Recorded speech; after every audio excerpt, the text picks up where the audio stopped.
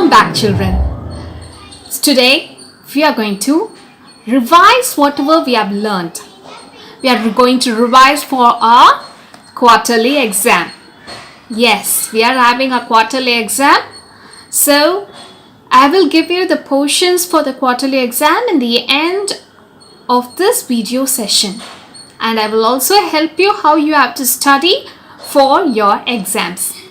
Read each and every prose and read your poem before. I want you to again read these lessons by yourself and then watch this video. Got it, children? So let's start our revision. The prose and poem. So we have studied 3 prose and 3 poem. And so we are going to look character for all these prose and poem and going to discuss the differences and the similarities with these prose and poem. And that is how I want you all to learn for this quarterly examination. What do you understand and which lesson these characters belong to? Okay. So this first character, he is from which chapter and which prose? Yes, children, he is Arivumadi's grandfather from the first chapter, first prose. So the name of the first prose, do you remember? So she is Harivumadi, and the girl next to Harivumadi in a star shape is? Yes, she is a girl or a boy, we don't know the gender, and he is the one who is dreaming about going beyond the universe. So it's from this character is from the poem. So we have character for both prose and poem for chapter 1. And for chapter 1, one common thing is the theme, the plot of the story. The plot is about going beyond the earth, the outer space. So space is the theme for both this prose and poem. But what is not similar? The prose explains about living in Mars and how the earth got destroyed by humans. And poem describes about just going beyond the universe, and the poet wants to meet the creator. So that is the real purpose of that poem. So the intent varies and the storyline, there is a difference. So we know now the plot is same, but the storyline, what comes in the first, middle and last, the events differs. And prose is written as a passage and like an essay, but poem, they are written in a rhythmic form. And the next thing that you can see is another set of characters. Now help me find these characters. Who are they and which lesson do they belong to? Did you guess it? Yes, children. The star represented the national flag in the star shape, and that I did it to remind you of the poem Patriotism.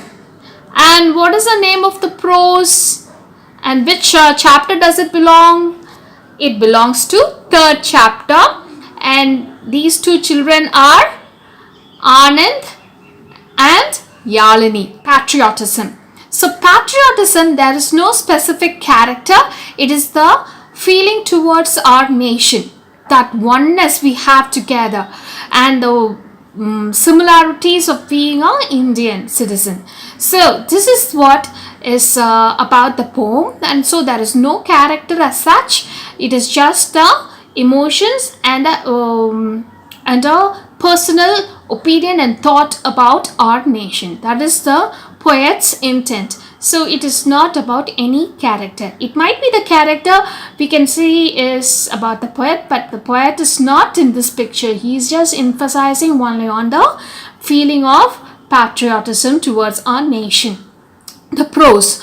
The prose is the guardian of a nation. This tells the story, that is a story within the story in this particular prose.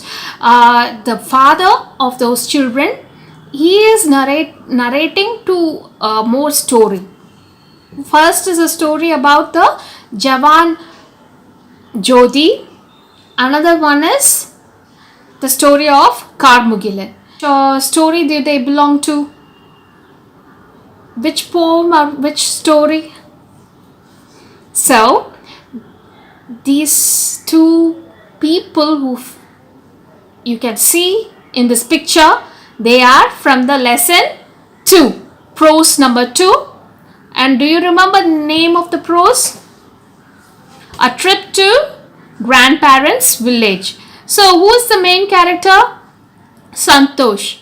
And what is his mother's name? It is not given.